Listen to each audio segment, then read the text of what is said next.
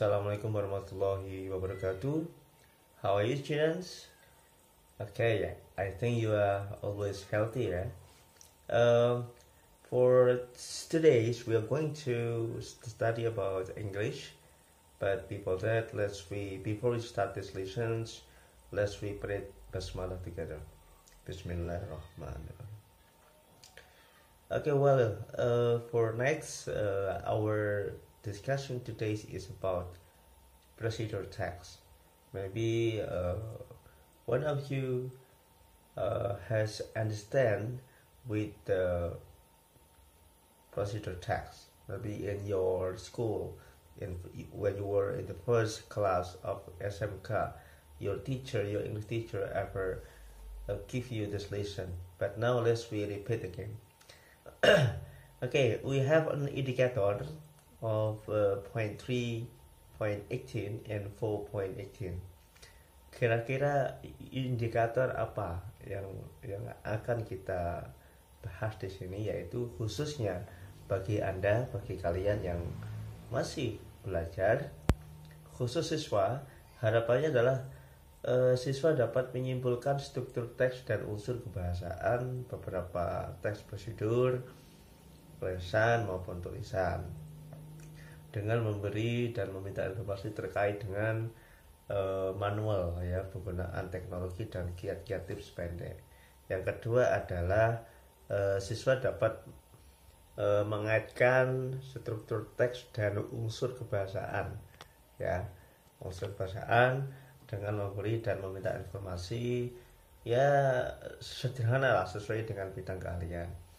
Kemudian yang ketiga, siswa harapannya di situ dapat menyusun teks prosedur yang tujuannya adalah untuk memberitahu pada viewers, pada penonton, bahwasanya ini loh caranya.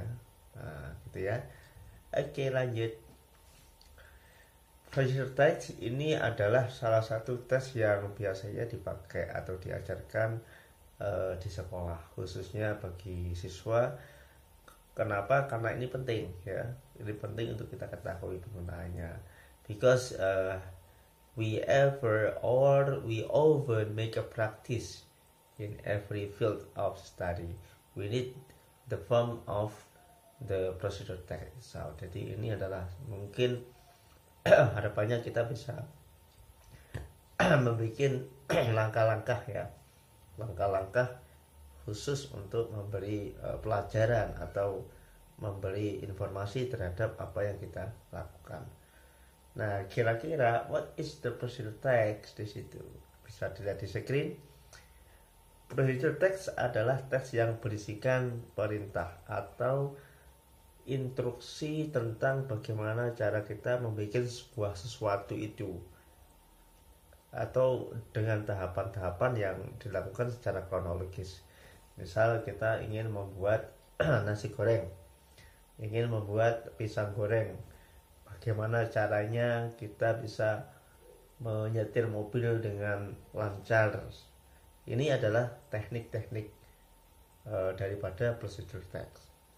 Kalau Anda sudah tahu, if you have understand with the pola of procedure text, you may be able to only see or only look how come it happens, the first and second and three and fourth and five and blah blah blah. So you tell to your friend relate about the way how to make something, ya. Jadi harus sesuai dengan kronologi yang ada. Kemudian contohnya seperti apa? Pada umumnya di sini adalah halnya seperti kita mau memasak, gitu. Mulai dari bahan-bahannya, caranya, kemudian hasilnya. Ini yang sering kita pakai. Nah, the purpose of procedure text, tujuannya apa? Di situ ada dua. Memberitahukan bagaimana suatu dapat dibuat. Yang kedua, memberi petunjuk tentang cara. Ini tujuan utama procedure text, ya.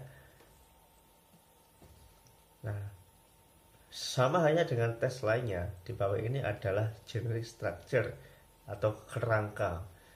Apa aja di dalamnya? Yang pertama, goal. Goal itu adalah kegiatan atau hal yang akan dilakukan untuk dibuat, tujuannya apa, ke arah mana itu. Kemudian material itu adalah bahan-bahannya apa saja. Misalnya kalau buat nasi goreng, tujuannya apa, bahannya apa, caranya apa. Nih stepnya, ini langkah-langkah ya, step serangkaian langkah-langkah, metode, cara atau tips melakukan sesuatu hal yang secara berurutan. Yang keempat, konklusi, artinya result, hasilnya seperti apa setelah dicoba, kasinan atau kemanisan atau sedang. Ini biasanya kalau dalam bentuk makanan. Mungkin ada pertanyaan dari sini. Oke, kemudian lanjut, ciri-ciri positive text, yaitu menggunakan simple present tense, yang mana ini misalkan kita kalau melakukan sesuatu itu pasti menggunakan present tense dengan kata kerja bentuk pertama, misalkan make ya, kemudian cut ya, dan lain sebagainya. Yang kedua, menggunakan imperatif, yaitu kata kerja bentuk perintah, misalkan fry the fish, stir the shop, open the door, close the thing, put water into the bottle, misalkan. Itu adalah kalimat imperatif, artinya kalimat memerintahkan.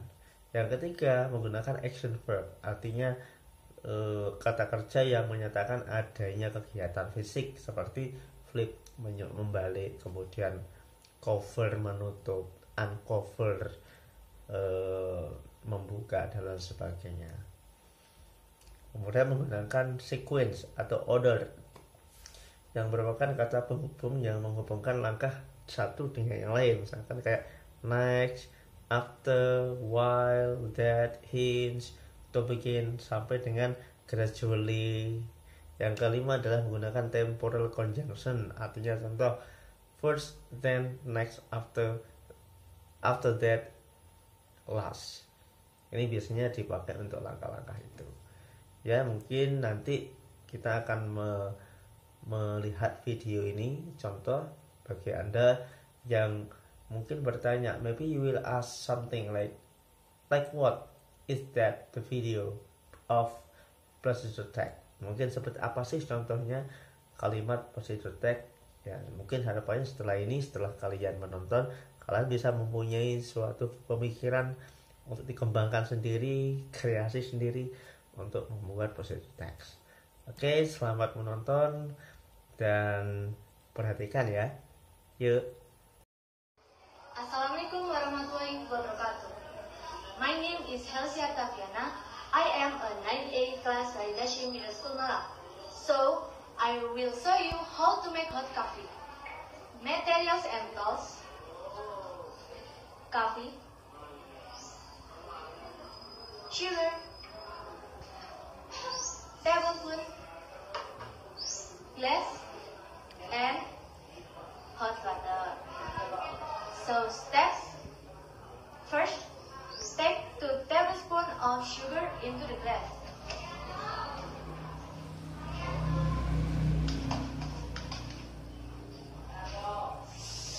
Second, put 1 tablespoon of coffee into the glass.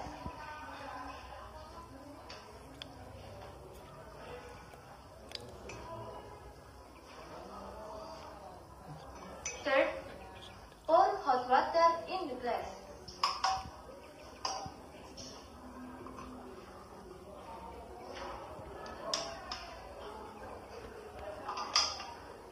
Then, stir well.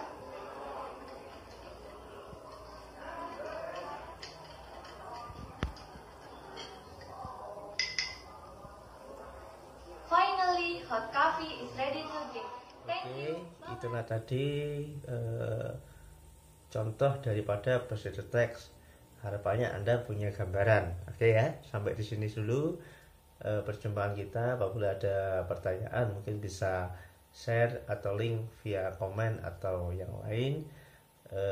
Jaga terus kesehatan, tetap cuci tangan, pakai masker, dan stay at home. Assalamualaikum warahmatullahi wabarakatuh. See you next time.